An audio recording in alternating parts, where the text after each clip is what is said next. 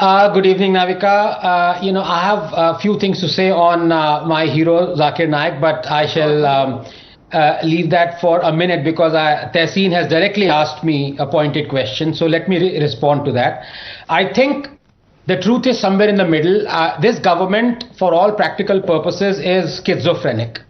It sometimes befuddlingly appears to be weak, like in the case Tehseen correctly points out, in the case of Qatar, it has been weak. But on the other hand, when it needed to be strong, it has shown tremendous strength. In the wake of the Pulwama bombing, it directly attacked Pakistan. If you remember, in the wake of 28/11, when our armed forces were imploring the then Prime Minister Manmohan Singh, to attack Pakistan, he got cold feet.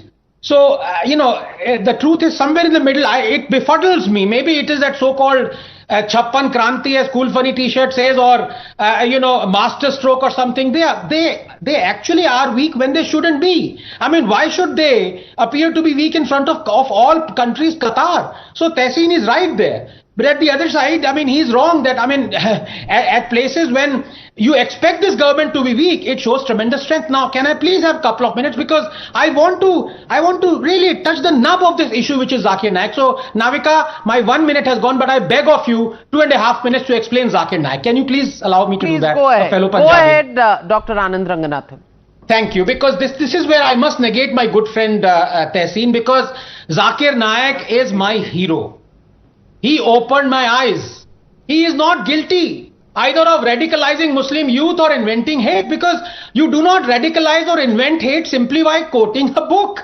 He has been made a convenient scapegoat by Muslims who are Islamophobic. That is, they fear Islam. They fear to bring out the orders and the commandments of their holy book in its entirety on Jews, Christians, polytheists, homosexuality, apostasy, heresy, dress code, wife beating, blasphemy, because they fear being called illiberal and hypocrites. So they end up condemning and branding as radicals the Muslims who are faithfully following the fundamentals. They snare the fundamentalists and spare the fundamentals. Zakir is unapologetic about the fundamentals. Stopping Naik from quoting what is written in the holy book is like preventing me, Navika, from quoting what is written in Darwin's Origin of Species. We are just the medium. How are we guilty?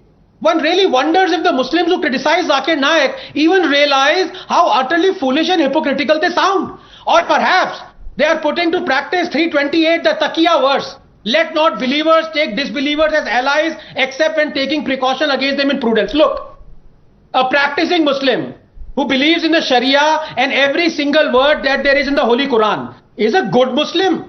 While a Muslim who drinks, fornicates, indulges in idle talk or music, supports Muslim women who reject the burqa, draws a portrait of whosoever he wishes to, marries a non-Muslim, is homosexual, gives equal share of inheritance to females, and is fine with all his fellow Muslims being all of the above, is a bad Muslim.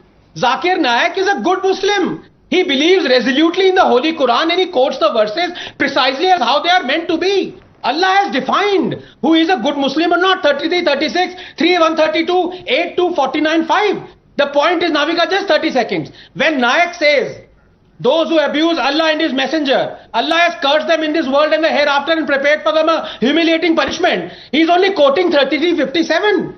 When he says, those who disbelieve in our verses, we will drive them into a fire, he is only quoting 4:56. When he says that a caste chronicling Kaun Jaat or Hindu journalist, even though he is Muslim friendly, will still go to hell, he is only quoting 21:98. When he says polytheists are the worst of creatures, he is only quoting 96. Navika, just 10 seconds. So are you telling me Zakir Naik is preaching hate because he is quoting hate? Then have the guts to say so. Actually, please don't. I want your head to remain satisfactorily attached to your torso.